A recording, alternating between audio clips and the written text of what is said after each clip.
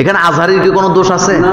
না, জনগণ ঢুকছে গণহারে, যে পারছে এখানে হিন্দু, বৌদ্ধ, খ্রিস্টান, চোর, বাটপার, হাইজেকার, ভালো মানুষ, মুসল্লি সবাই কি। কিন্তু কুমিল্লা টাউন হলে একটা মিটিং হয়েছে, আপনাদের মনে আছে কিনা? বাছাই করা লোক ঢুকাইছে, কোরআনের কর্মী ছাড়া যাওয়ার কোনো অনুমতি নাই। ঈদগার ময়দানে হাজার হাজার মহিলারা গেল, কারো একটা চেইনও হারাইলো না। আবার কি বলে, টাউন হলে হাজার হাজার লোক, আমিও তো সেখানে ছিলাম, একটা মোবাইলও হারাইলো না। উল্টা ঘোষণা দেওয়া হয়েছে, গেটের কাছে 8টা মোবাইল পাওয়া গেছে, উপযুক্ত প্রমাণ দিয়ে নিয়ে যাবেন।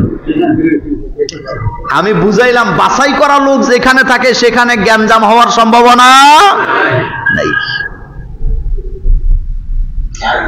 আমার কলিজার ভাইরা, রাসূল বলেন ফাফুতিহালান, আমাদের জন্য দরজা খোলা হলো। ফাইযা আনা বিআদম, আমরা সেখানে যায়া আদম নবীকে দেখতে পেলাম। কোন নবী? তাহলে প্রথম আকাশে কোন নবী আছে? আমি যখন গেলাম, আমাকে আদম আলাইহিস সালাম ডাক দিয়েছে, বৎস এদিকে আসো। আমি গেলাম, আদম নবী আমার জন্য দোয়া করলেন। সুবহানাল্লাহ পড়েন। কি করলেন? দোয়া করলেন। সুম্মা আরাজা বাইনা ইলাস সামাই সানি, আমি আদমের কাছে যখন গেলাম, আদম আলাইহিস সালামের কাছে যায় দেখলাম আদমের ডান পাশে হাজার হাজার লক্ষ লক্ষ রূহ, বাম পাশে হাজার হাজার রূহ সন্তান। আমি জিজ্ঞেস করলাম, জিবরাইল, আদমের ডান পাশে কারা, বাম পাশে কারা? জিবরাইল আমাকে বললেন, রাসূল গো, আদম আলাইহিস সালামের ডান পাশে তার ওই সন্তানেরা যারা নেককার, যারা জান্নাতি, আর বাম পাশে ওই সমস্ত লোকেরা বদকারেরা, যারা জাহান্নামী। তাহলে বোঝা গেল, যারা ডানপন্থী তারা জান্নাতি, যারা বামপন্থী তাদের কপালে জাহান্নাম আছে না নাই? চিৎকার দিয়ে বলেন, আমরা ডানপন্থী না বামপন্থী? কোন সন্দেহ আছে?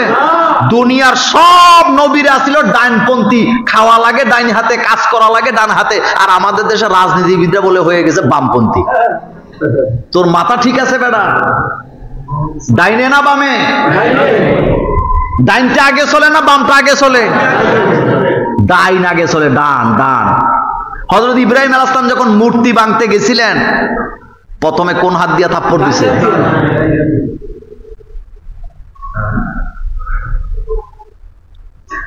রাসূল কারীম সাল্লাল্লাহু আলাইহি ওয়াসাল্লাম বলেন, প্রথম আকাশে আমি এই অবস্থা আদম আলাইহিস সালামের কাছে দেখলাম।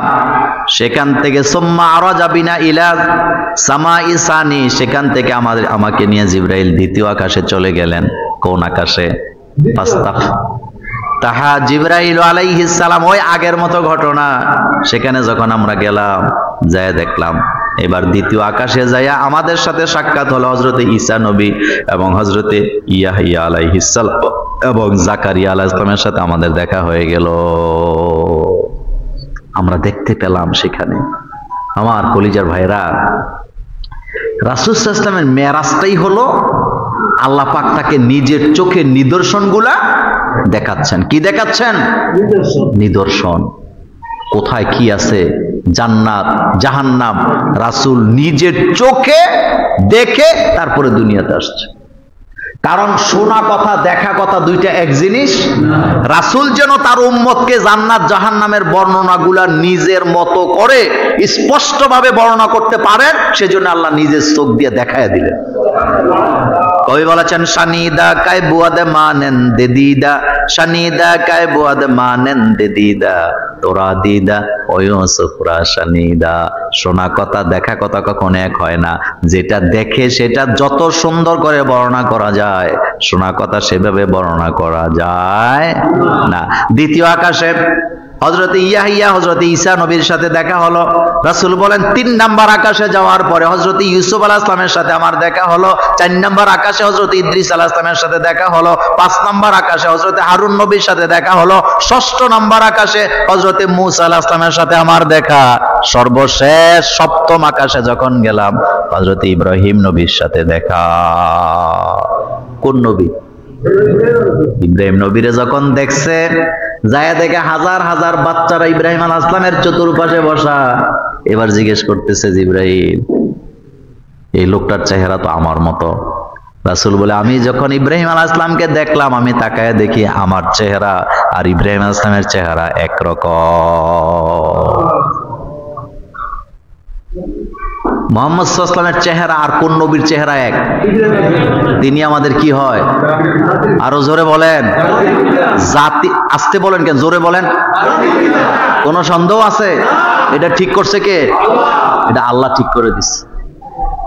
মিল্লাতা আবিকুম, এটা তোমাদের মিল্লাতের আব্বা ইব্রাহিম নবী। মা আয়েশা বলেন, রাসূলের সাথে আমি রাগ করতাম, রাসূল বুঝে যেত। আল্লাহ রাসূল কে, আয়েশা তুমি আমার সাথে রাগ করলে আমি বুঝি। রাসূল বলেন, আয়েশা কিভাবে বুঝো? আয়েশা বলতেছে, রাসূল আমি যখন রাগ করি আপনি আমার রাগ বুঝে ফেলেন। আয়েশা বলতেছে, রাসূল গো কিভাবে বোঝেন? রাসূল কয়, তুমি যখন আমার সাথে রাগ করে থাকো তখন বলো ইব্রাহিমের আল্লাহ আমাদের প্রতি রহম করুক, আর যখন খুশি থাকো তখন বলো মুহাম্মদ সাল্লাল্লাহু আলাইহি ওয়াসাল্লামের আল্লাহ আমাদের প্রতি রহম করুক। তার মানে যখন রাগ করে থাকে তখন কোন নবীর নাম নেয়? হ্যাঁ, এই তো বুঝছেন। আর যখন খুশি থাকে তখন মুহাম্মদ সাল্লাল্লাহু আলাইহি ওয়াসাল্লামের নাম নেয়। কথা কি বুঝে আসছে? রাসূল সাল্লাল্লাহু আলাইহি ওয়াসাল্লাম এর স্ত্রীদের সাথে রাসূলের খুনসুটি হইতো নাকি হইতো না? হইতো। আপনি সুনানে আবু দাউদের হাদিসগুলো পড়বেন। স্বামী স্ত্রী যেখানে মান অভিমান আছে এটা থাকবেই, এটা থাকবেই। এটা না থাকলে ভালোবাসা আছে নাকি?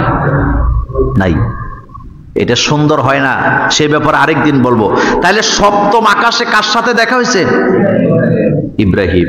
আর 6 নাম্বার আকাশে দেখা হয়েছে মুসা আলাইহিস সালামের সাথে। কার সাথে? মুসা আলাইহিস সালাম। মুসা আলাইহিস সালাম আমার জন্য দোয়া করে, সব নবীরা আমার জন্য কি করলেন? রাসূল বলেন, সপ্ত আকাশে প্রত্যেক নবীরা আমাকে সালাম কালাম কৌশল বিনিময় করার পর আমাকে বাইতুল মামুরে নিয়ে যাওয়া হলো। সেখানে যায় দেখলাম প্রত্যেকবার 70,000 ফেরেশতারা 2 রাকাত নামাজ আদায় করে। বাইতুল মামুর একটা কিসের নাম? ফেরেশতাদের মসজিদ। বলেন কার মসজিদ? যেই ফেরেশতা 2 রাকাত নামাজ পড়ে বাইরে হয়, ওই ফেরেশতা কিয়ামতের আগে আর ওই মসজিদে ঢোকার পারমিশন। তাহলে বুঝেন ফেরেশতা কত বানাইছে আল্লাহ, কত ফেরেশতা আল্লাহ বানাইছেন প্রত্যেকটা মানুষের। আমরা যখন মায়ের পেটে আসি, বাচ্চা মায়ের পেটে আসার সাথে সাথে ওই বাচ্চার জন্য আল্লাহ একজন ফেরেশতা নিযুক্ত করেন। যতক্ষণ বাচ্চা ডেলিভারি না হয়, বুখারীর হাদিসে রাসূল বলছেন, ততক্ষণ পর্যন্ত ওই বাচ্চাকে ফেরেশতা পাহারা দেয়। আর প্রত্যেকটা মানুষের সাথে কন্টিনিউ 5 জন করে ফেরেশতা আছে। কয়জন? একজন খাবারের ফেরেশতা, একজন কথা বলার ফেরেশতা, একজন হাঁটা চলার ফেরেশতা, আর 2 জন হলো একজন ডান কাঁধে আর একজন বাম কাঁধে। কয়জন হইছে? কয়জন? একজন হইলো কি খাবার, খাবার যে খান এমনি এমনি আপনি খাবার খাইতেছেন, চাবাইতেছেন, গিলতেছেন, আপনি মনে করতেছেন নিজে নিজে সব হচ্ছে না, আল্লাহ ফেরেশতা নিযুক্ত করে রাখছে। 2 নাম্বার কথা বলা, এই যে কথা বলতেছেন, মৃত্যুর আগে জবান বন্ধ হয় না, কথা বলার ফেরেশতা বিদায় চলে গেছে, আর কথা বলতে পারবেন না। 3 নাম্বার হাঁটা চলা, মানুষ মৃত্যুর আগে কি হয়? হাঁটা চলা বন্ধ হয়ে যায়, ফেরেশতা চলে গেছে। আর 2 জন, একজন ডানে আরেকজন কিরামান কাতিবিন ইয়ালামুনা মা তাফআলুন। ফেরেশতা দিয়ে আল্লাহ ভর্তি করে। ফেরেশতারা হলো আল্লাহ পাকের রাষ্ট্রীয় কর্মচারী। সুবহানাল্লাহ বলেন। ফেরেশতারা আল্লাহর কি? এই মসজিদে ফেরেশতা নাই? সিনেমা হলে আছেন? তো বলতেছিলাম, আল্লাহ রাসূল বলেন 70,000 ফেরেশতা এক একবারে নামাজ আদায় করে। সুবহানাল্লাহ। তারা একবার নামাজ পড়লে আর দ্বিতীয়বার সুযোগ। রাসূল বলেন সেখান থেকে সিদরাতুল মুনতাহা গেলাম। কোথায় গেল? সিদরাতুল মুনতাহা। সেখানে আমি যায় 4টা নদী দেখলাম। 4টা নদী। কয়টা? কয়টা? 2টা প্রকাশ্যে, 2টা অপ্রকাশ্যে। 2টা দেখা যায় আর 2টা দেখা যায় না। ফোরাত নদী, নীল নদী, এই কথাগুলো হাদিসে আসছে। রাসূলকে আল্লাহ পাক এটা দেখায়া বর্ণনা দিছে, ফোরাত নদী, নীল নদী যত লম্বা, যে এলাকা নিয়ে আছে, পুরা এলাকাটা রাষ্ট্রপ্রধান আমি আল্লাহ আপনাকে বানায় দেব। রাসূল রাষ্ট্র চালাইছে, রাসূলের বিরুদ্ধে কোনো অভিযোগ ছিল? কোনো অভিযোগ ছিল না? কেউ কি করতে পারছে? কারণ এখানে ইনসাফ আছে। বলেন এখানে কি আছে? ইনসাফ। রাসূল নিজের সাহাবাদের বিরুদ্ধেও সত্যের বিষয়ে রায় দিতে কোনো দ্বিধা করে নাই। সাহাবা বিচার মানে নাই। হযরত ওমর তাকে কি করলেন? কল্লা ফালায় দিলেন। কারণ রাসূলের বিচার যারা মানে না তারা দুনিয়াতে বাঁচার কোনো রাস্তা।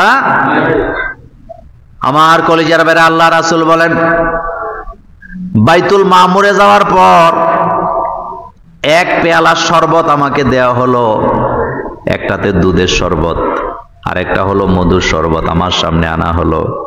আল্লাহ রাসূল মধুটা পান করেন নাই, রাসূল দুধটাই পান করলেন।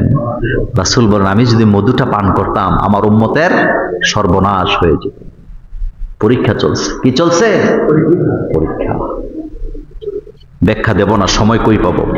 তাহলে লিনুরিয়াহু মিন আয়াতিনা, রাসূলুল্লাহ সাল্লাল্লাহু আলাইহি ওয়াসাল্লামকে নিদর্শন জান্নাত জাহান্নাম দেখাবার জন্য নিয়ে গেছে কে? আল্লাহ।